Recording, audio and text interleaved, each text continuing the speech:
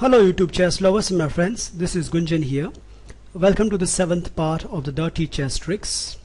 I'm continuing my coverage of tricky Repruta against the classical response to the king's pawn opening. That is, let's say after e4, e5, knight to f3, knight to c6, bishop to c4, and here we are looking at the move knight to f6, that is two knights defense. Here I propose that you should play the move d4, and we come to a conclusion that the best move here from the black perspective is the move e captures d4. Afterwards, white should castle on the king's side. In the last lecture I have covered the move bishop to c5, so if you haven't watched that, I have highlighted here in the annotations. In this lecture we are going to cover the move knight captures e4. The Morphy attack start with the move rook to e1. The main move here is d5, but in case if you are wondering what you should do after the move f5, then here is the answer. White should continue with the move bishop to g5, and after bishop to e7 just capture that bishop, and after queen captures bishop, white can capture this d pawn. And there are so many threats over here. White is threatening to capture on f5. There is a main threat is f3, and top of everything black cannot castle on the king's side. So all in all, it's a wonderful position for white, and that is the reason why at this point the main move is d5. After the move d5, white has this amazing piece sacrifice, that is bishop captures d5. So more or less black has to forcefully accept this sacrifice, and after this white has this move, that is knight to c3. For those of you who are sleeping, let me remind you that black cannot capture this knight, because after d captures c3 black will simply lose the queen. So that means black queen has to move somewhere. Now the amount of games I have played, I found out that mainly 3 moves has been tried by the black queen. There are other moves, but they are very rare, and that's why I'm not including in this lecture.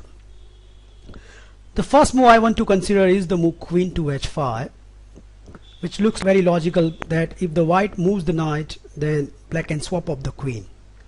Here white will continue with the move knight captures e4, and you can already see that there is a discover attack looming which will nab the black queen, so black has to block the e file.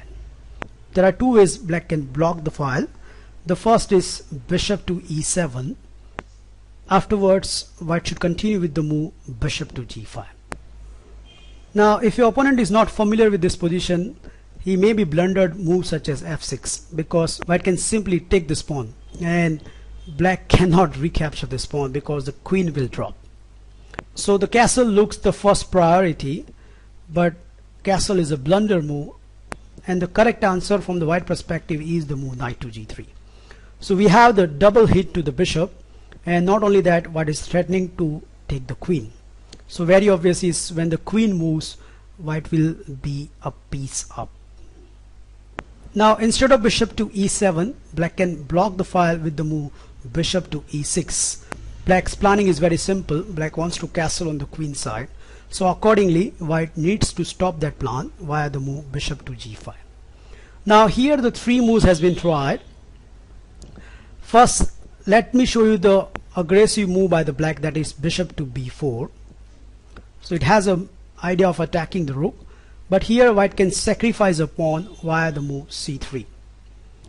After bc and dc, black bishop has to move to the a5 square, and afterwards white will continue with the move queen to d2. Here 2 moves has been tried. Both leads to instant disaster for black. In one game my opponent played the move bishop to b6, but to his horror he find out that knight to g3 and the black queen is a goner.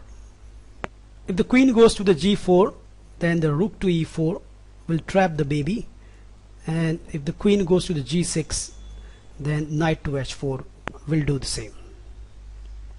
So it's very obvious that at this point the main move is the castle, but after the castle still black loses because of the move knight to g3.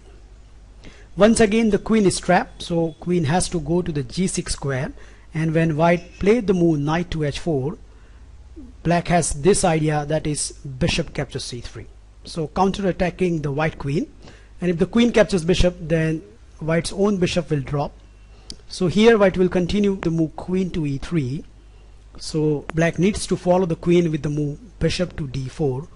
Afterwards, now there is a sequence of capturing happen. So here I capture the queen, my opponent recaptured the queen, and now I capture the rook, and after the sequence bishop captures and knight captures bishop, pawn captures knight, and rook captures. After the whole transaction, white is a clear exchange up.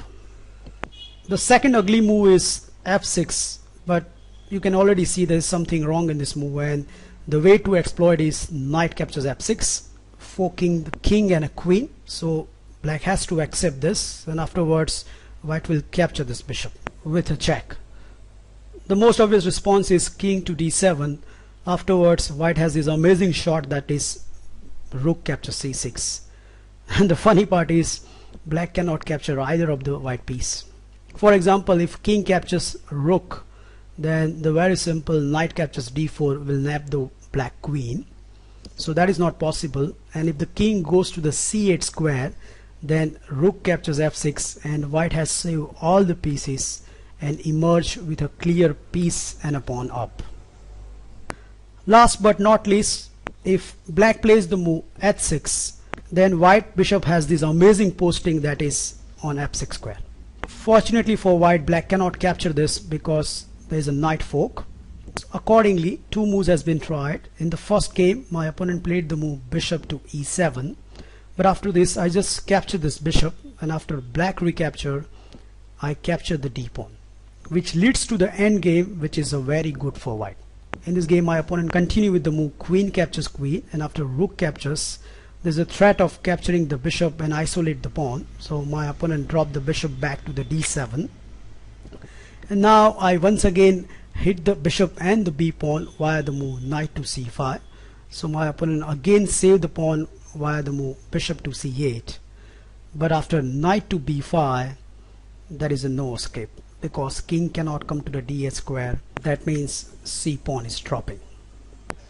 There is a second alternative for the black here, that is to play the move queen to a5, which has an idea to capturing the bishop now, but here white can sacrifice the whole piece via the move knight captures d4. Let's see what happens if black accepts this. So g captures f6, and very obviously it's knight captures f6 with a check. Now king cannot go to the d8 square because of the discover check, and black lost the queen. So the king has to come up. Afterwards, I give you a few seconds. Can you find an amazing decoying move which will finish up the black? Okay, the move is b4, and it turns out that this is amazingly strong move. Let's see the consequences of different black moves. If queen captures b4, then the very simple is knight to d5, and black lose the queen. If knight captures b4, then white can capture this bishop, and the best move over here is king captures f6. Afterwards, black king is in mating net via the move queen to d4 check. Of course, king has to go to the g6 square. Afterwards, white will simply snap up the rook. And the following continuation, which will illustrate how dangerous white attack is, my opponent continue with the move knight captures c2, so forking two rooks. But here white first of all give this check, so the only move left is king to f5, because if the king goes to the g5, then rook to e5 will nab the queen. So king f5 is forced. Afterwards, white can give this check, which will gain the black knight. And if black becomes greedy and go for the knight capturing, then black king will be mated after rook to e4. The only move left is king to g5. Afterwards, white has this silent killer move, queen captures f7, and there is a mate in 3 maximum. Last but not least, one of my opponent try here queen to g5, but after this once again white can capture this bishop, and in this game my opponent capture with the f pawn, which leads to the instant finishing after queen to d7 check. The only move left is king captures f6.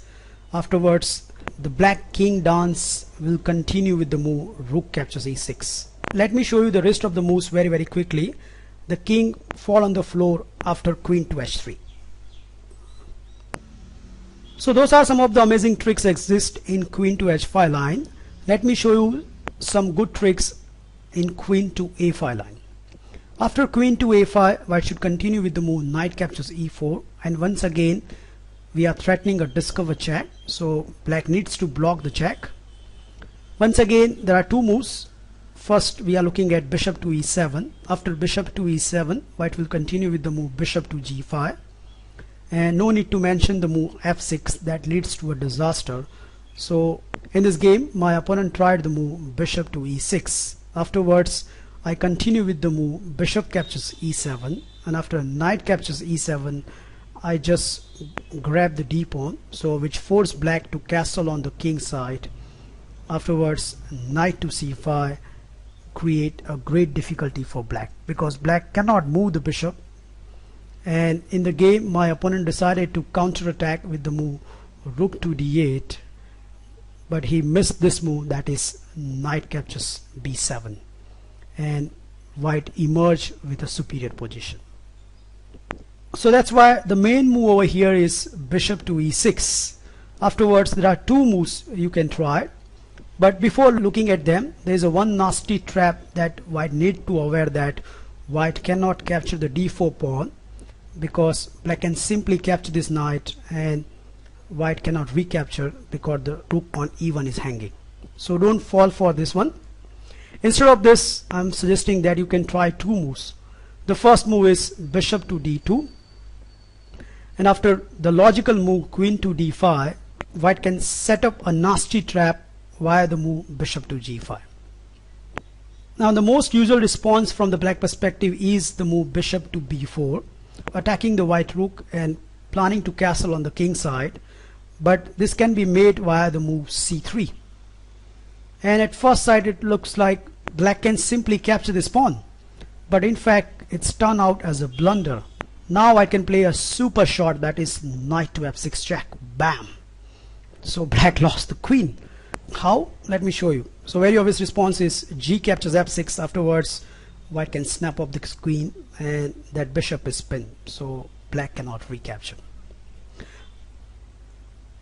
The same story can be said if your opponent play moves such as bishop to c5, because now white has this second good move, that is c4. Once again d captures c3 is not possible because of the knight check, and black lose the queen once again. And if the queen goes to the f5 square, then the very obvious is knight to h4, and once again black lost the queen. If queen to g4, then f3 and g4 nab the queen, and if the queen goes to the e5 square, then f4 trap the queen forever. Now at this position, instead of bishop d2, white can also try the mainline stuff, that is knight e to g5, which has a merit of hitting the bishop. If black try to defend the bishop via the move queen to d5, then once again white has this amazing shot, that is knight captures f7. King captures f7 is force, and afterwards knight to g5 will not only regain the piece, but king has been misplaced. So after knight e to g5, the main move is to castle on the queen side. Afterwards white can regain the pawn back, and here the main move is bishop to d6. White should continue with the harassing the black rook via the move bishop to g5, and if rook to e8, then queen to e2 is exceptionally strong. So that's why the main move over here is rook to f8, which has a cunning idea to capturing the knight and then capturing the bishop. But here white can set another good trap via the move queen to e2, allowing rook to f3, because now white has this finishing shot, rook to e8 check. If rook captures, then the queen captures and black king will be mated, and if black block the check with the knight, then the very simple is rook captures rook, and two of the black pieces are hanging. The last move I want to consider is queen to d8. Afterwards, white should take this knight with a check, and once again the main move is bishop to e7. Afterwards, white can capture this d pawn. Now there are two moves has been tried. In the first, black captured the knight, white should capture with the rook, and now if the black blocks the file with the move bishop to d6, then he will lose the pawn after bishop to f4.